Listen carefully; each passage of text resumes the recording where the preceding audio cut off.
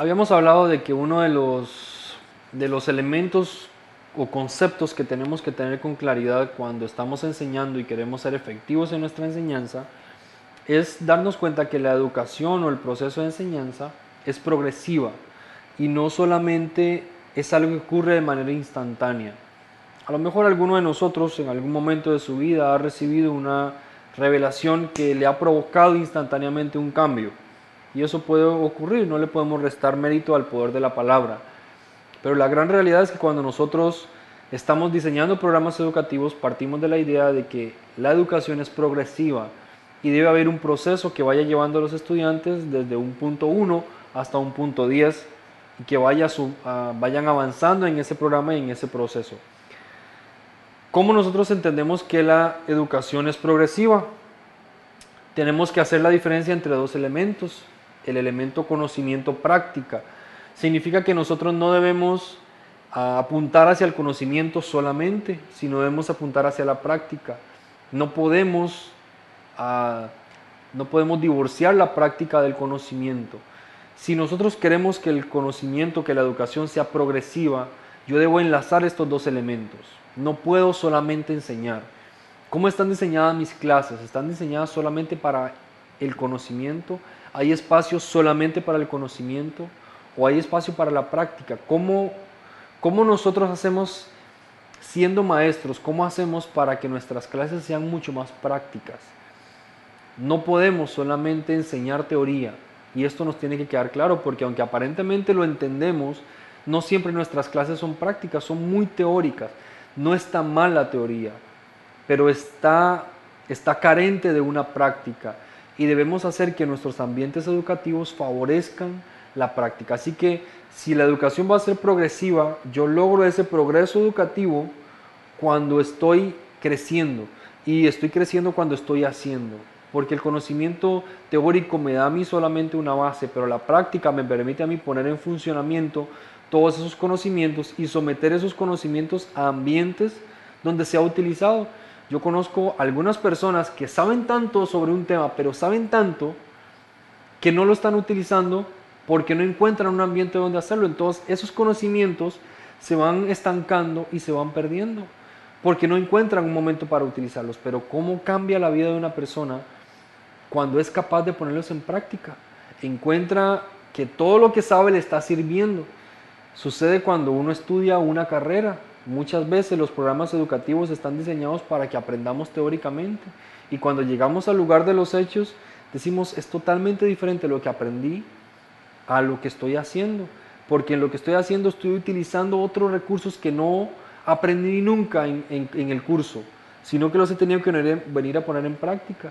La idea es que nuestras clases bíblicas sean mucho más prácticas, que contextualicemos esas ideas al ambiente del estudiante para que cuando el estudiante esté en su diario vivir, sepa cómo ese conocimiento lo puede poner en práctica. Hablemos del tema de la santidad, por ejemplo, o hablemos del tema de la fe, por ejemplo. ¿Cómo hacemos que los estudiantes sepan que eso lo tienen que poner en práctica en ese momento? Hablemos, por ejemplo, del tema de la oración. ¿Cómo hacemos para que las personas comprendan que pueden tener una vida diaria de oración?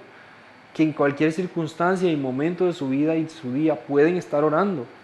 Necesitamos enseñarles la oración de una manera más práctica y no solamente hacer diseños de cómo la oración puede cambiar las cosas o de cómo debemos aprender a orar y qué debemos hacer o decir, sino cómo pueden utilizarlo. Yo me puedo conocer todos los tipos de oración que existen, pero si nunca lo utilizo porque no sé cuándo usarlo, entonces todo el conocimiento se vuelve simple, se vuelve superficial. Entonces necesitamos asociar estos elementos de la parte del conocimiento con la parte de la práctica.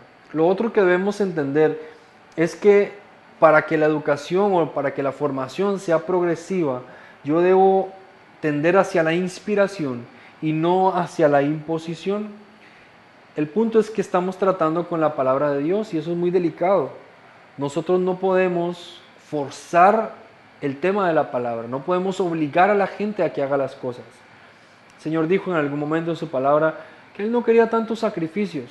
No era el sacrificio, era la disposición del corazón cuando se hacía el sacrificio. Entonces nosotros a veces tratamos de obligar a los alumnos a que hagan ciertas cosas, a que vivan de cierta manera, y todo lo que provoca es una razón de obediencia simple.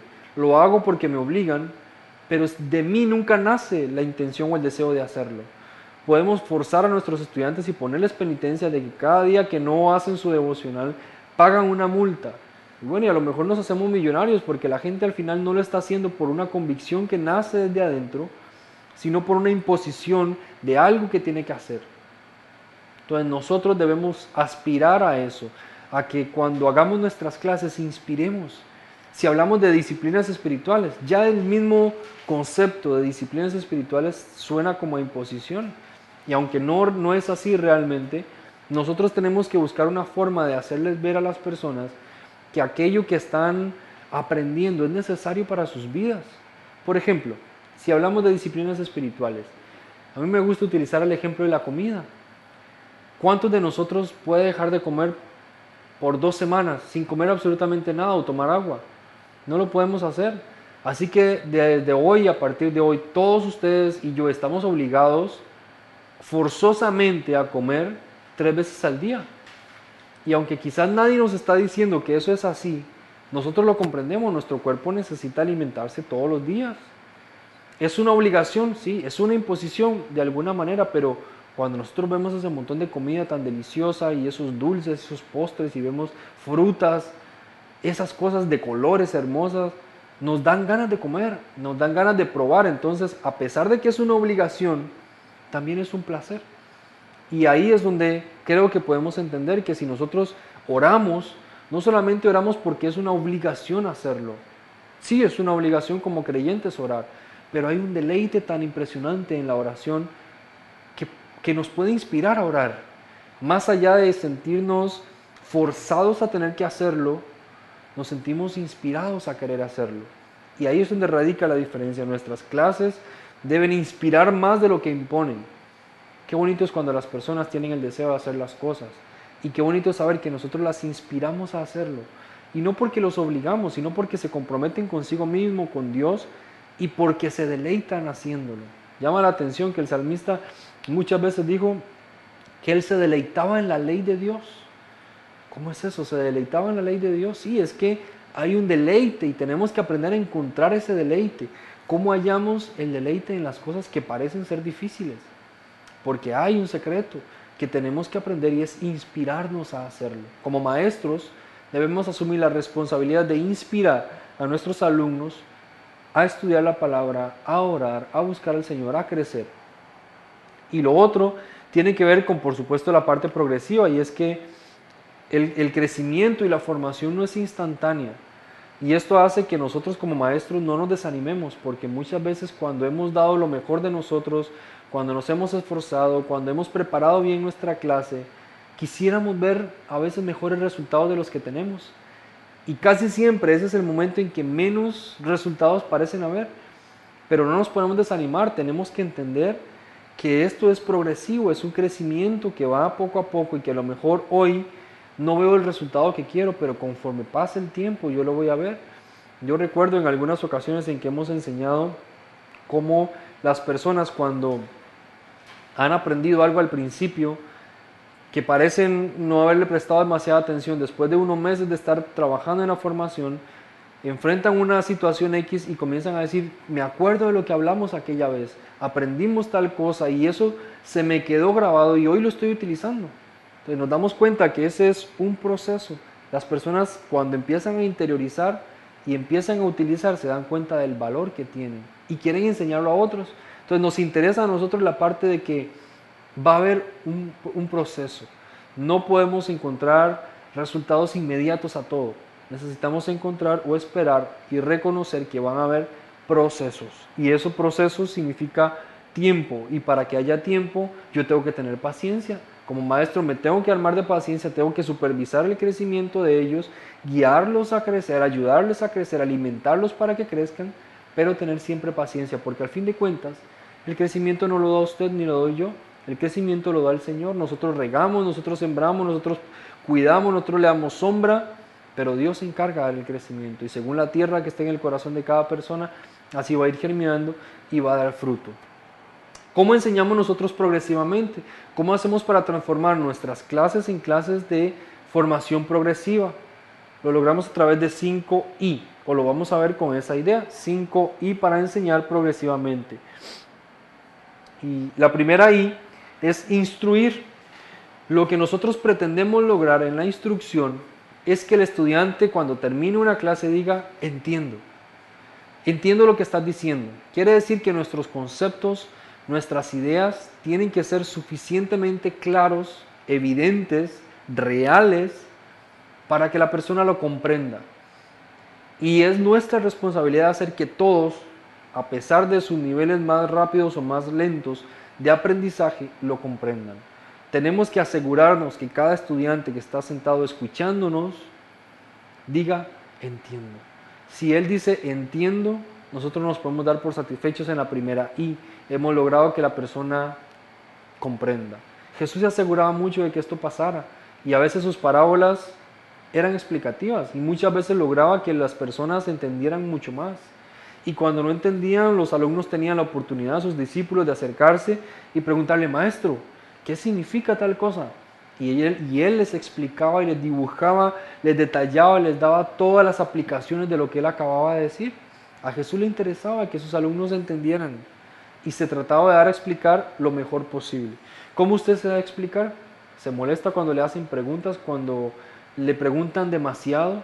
Busquemos siempre diferentes formas de dibujar con nuestras palabras lo que estamos diciendo y que logremos instruir a nuestros estudiantes de tal forma que ellos digan, entiendo. La segunda I es ilustrar. La ilustración tiene que ver con que el estudiante vea lo que le estamos diciendo.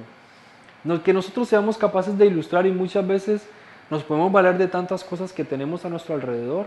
Las ilustraciones no necesariamente significa traer una imagen y ponérselas al frente. Muchas veces esta ilustración va a ser mental.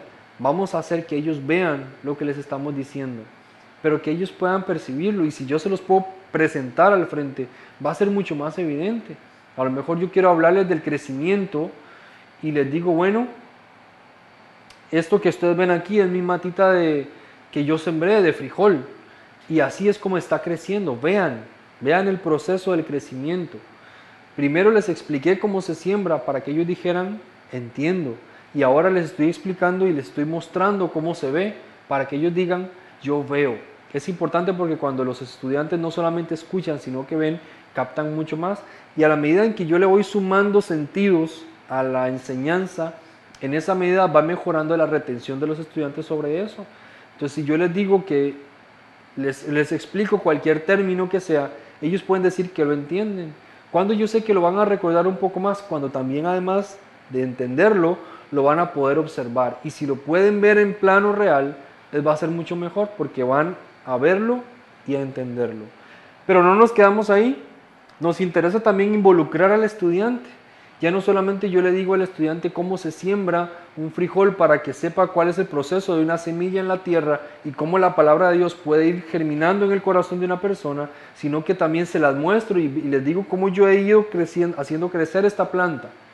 Pero ahora también yo los involucro a ellos en el proceso y les digo, y ahora cada uno de ustedes va a sembrar su propia planta y va a ver la semilla morir y la semilla abrirse y echar raíces, y démonos cuenta cómo la raíz es el crecimiento en la palabra de Dios y el conocimiento en el Señor, y comienzo a utilizar una serie de cosas donde ellos dicen, entiendo, lo veo, y también yo lo estoy haciendo. Eso marca completamente una diferencia entre lo que el estudiante está aprendiendo. Créame que no se le van a olvidar estas cosas.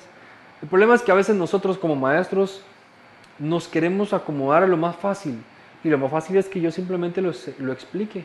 Pero cuando yo quiero que eso quede grabado, yo puedo buscar otras estrategias, recordándonos de estas 5I. Entonces yo primero hago que entiendan, yo instruyo para que ellos digan, lo entiendo. Y yo también lo ilustro para que ellos digan, lo veo. Pero también yo los involucro para que ellos digan, yo lo estoy haciendo. Y no conformes con eso, nosotros lo otro que queremos lograr es que ellos incrementen el conocimiento y que ellos se den cuenta cómo están mejorando. Porque lo cierto es que cuando ellos ya lo están haciendo, se van a enfrentar a situaciones, que su planta se murió, que se quemó por el sol, que se ahogó por el agua. Estas experiencias que podrían dañar su crecimiento, más bien hace que ellos crezcan. Los hace experimentar situaciones y decir, ok, ¿cómo hago para mejorar?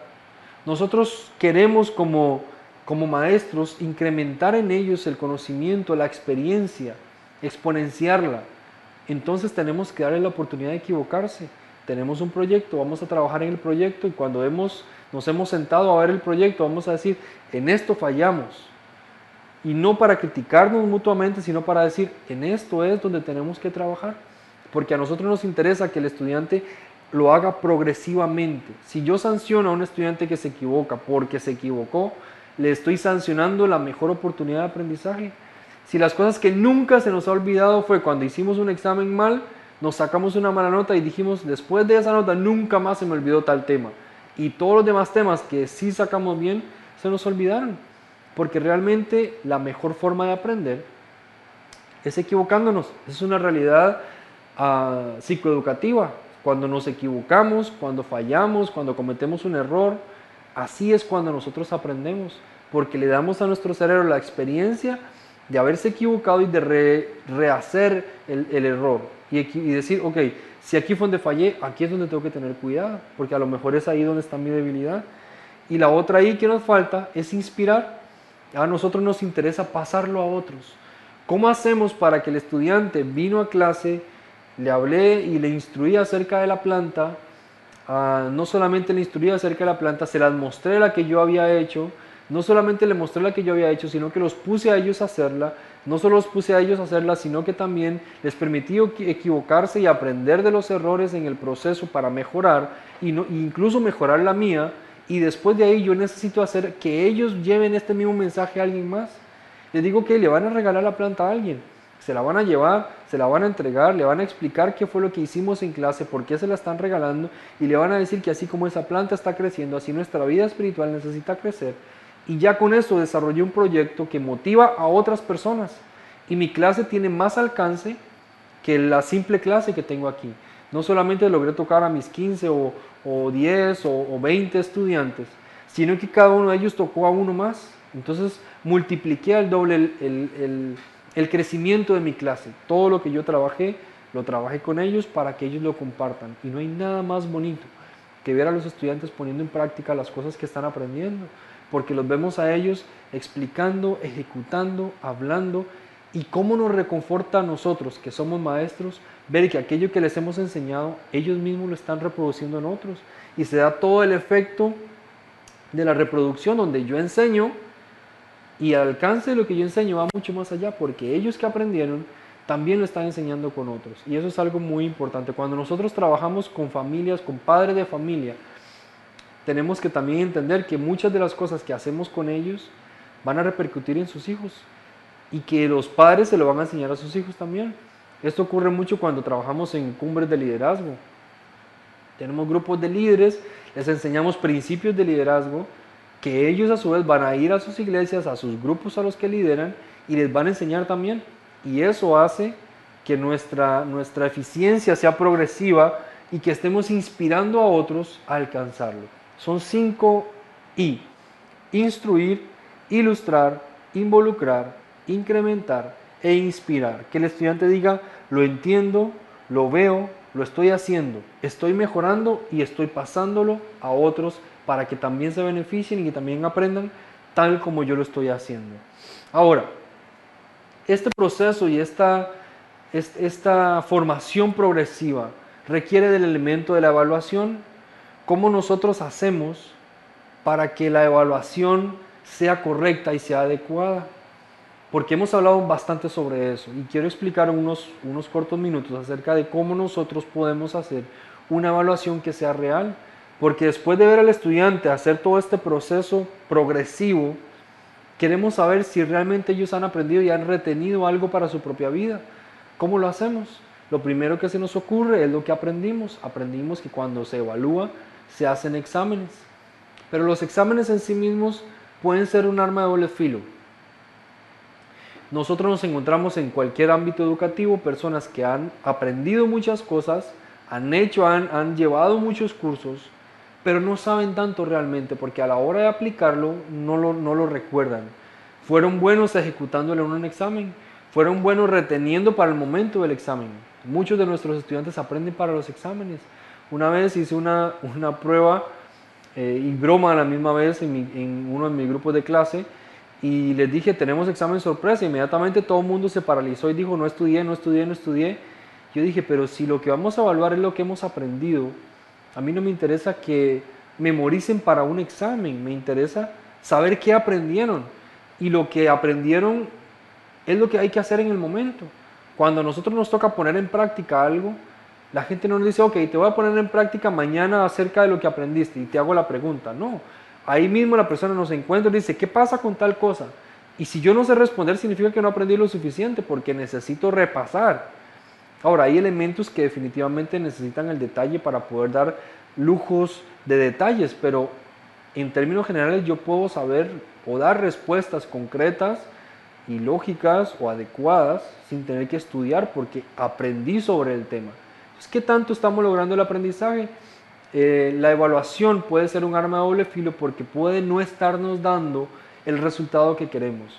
Cuando yo tengo un grupo de estudiantes y les hago un examen y todos sacan mal el examen, yo soy un mal profesor en ese caso, porque estoy siendo mal evaluado. Están demostrando que ni aún con tiempo para estudiar son capaces de poner en práctica lo que aprendieron, o por lo menos de plasmar en un papel lo que aprendieron.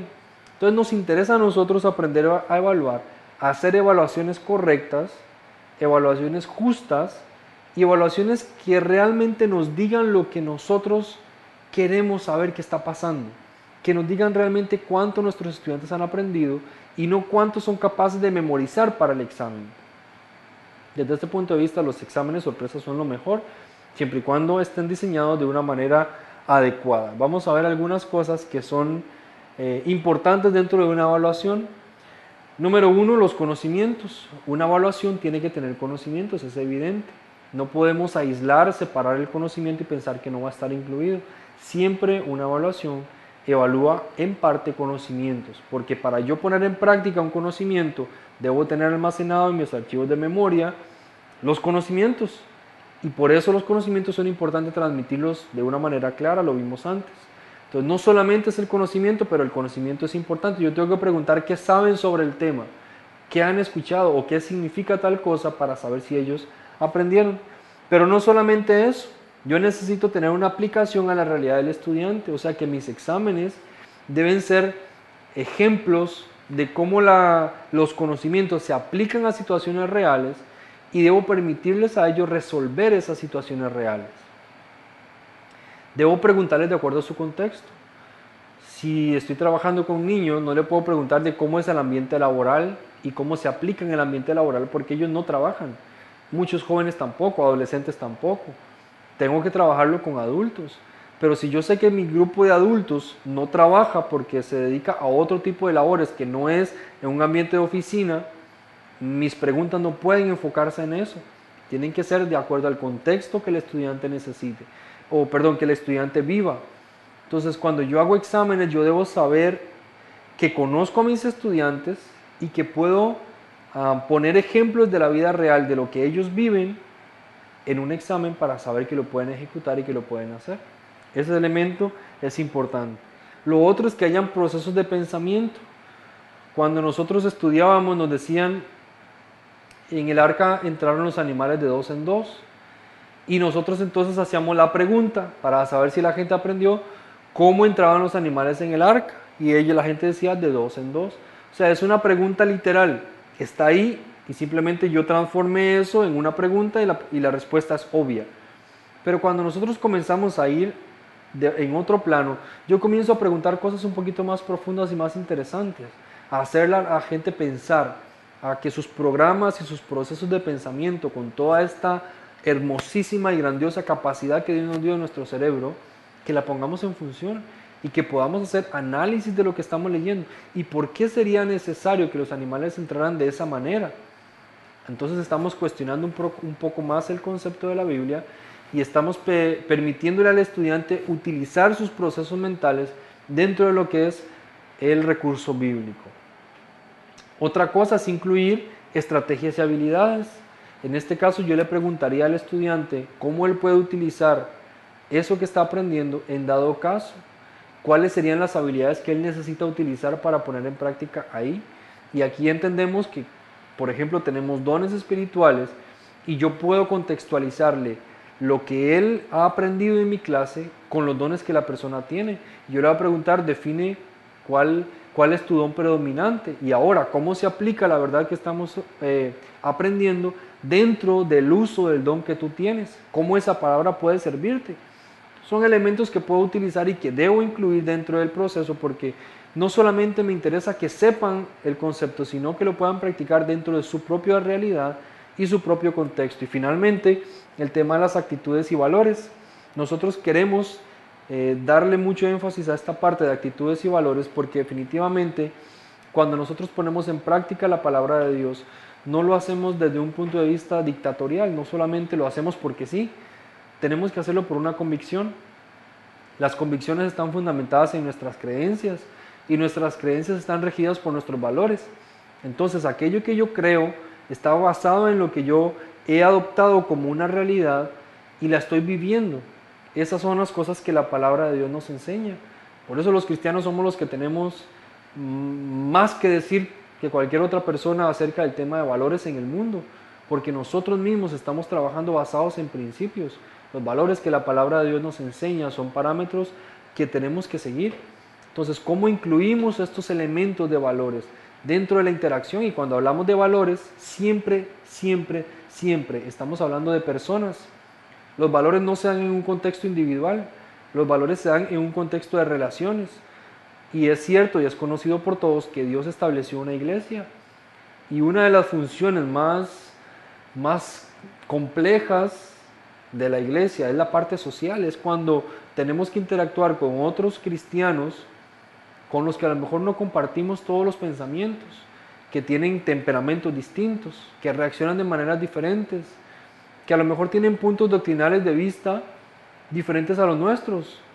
¿Cómo interactuamos con esas personas que tienen una forma de hablar distinta a la nuestra? Y esta interacción que nos da a nivel social, si lo vemos de esa forma, dentro de una iglesia, es parte de lo que nosotros tenemos que hacer como cristianos, poner en función todo lo que estamos aprendiendo. Primera de Juan dice que nosotros no podemos decir que amamos a Dios si no amamos a nuestros hermanos. Entonces, muchos de los recursos que enseñamos en una clase de escuela bíblica, de instituto bíblico, de educación cristiana, de discipulado, de clases de crecimiento, muchos de estos recursos debemos hacer una aplicación de esos recursos a la interacción social. Cómo nosotros interactuamos con nuestros hermanos. ¿Y qué tal si ocurre un desacuerdo entre nuestros hermanos, de nuestro equipo de liderazgo, de nuestro grupo de ministerio? ¿Qué pasa? ¿Cómo reaccionamos? ¿Cómo ponemos en función aquello que hemos aprendido en una realidad como esta? Entonces yo puedo hacer exámenes de tal forma que las personas no solamente contesten el 1 y 2, sino que ellos hagan comprensión, análisis, apliquen sus valores, vean casos de la vida real y resuelvan. Una de las mejores estrategias para los exámenes es resolver casos reales. Si esta situación se diera, ¿qué harías al respecto? Tomando en cuenta todo lo que hemos aprendido.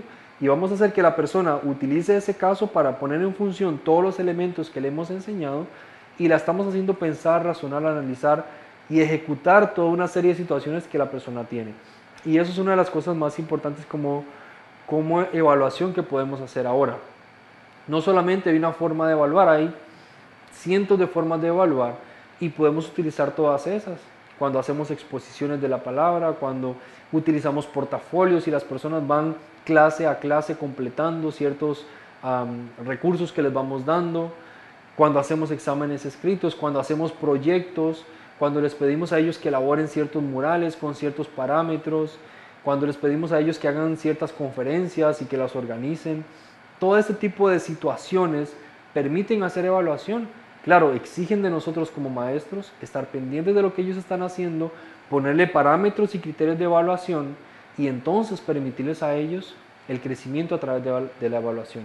Entendiendo que aunque sepan muchas cosas, se van a equivocar y las equivocaciones, en vez de sancionarlas, debemos estimularlas, permitirles a ellos corregir y darse cuenta que han aprendido a través de eso. Entonces, en el proceso educativo es importante no solamente que haya un progreso, sino que haya una evaluación adecuada para que cuando yo tenga que dar mi clase nuevamente, yo pueda ver la evaluación y decir cuáles ajustes tengo que hacer dentro de mi proceso, dentro de mi programa educativo, dentro de mi plan educativo, para que en el siguiente los errores no se den de esa manera, o para que yo como maestro pueda corregir muchas de las cosas que he estado trabajando con los estudiantes.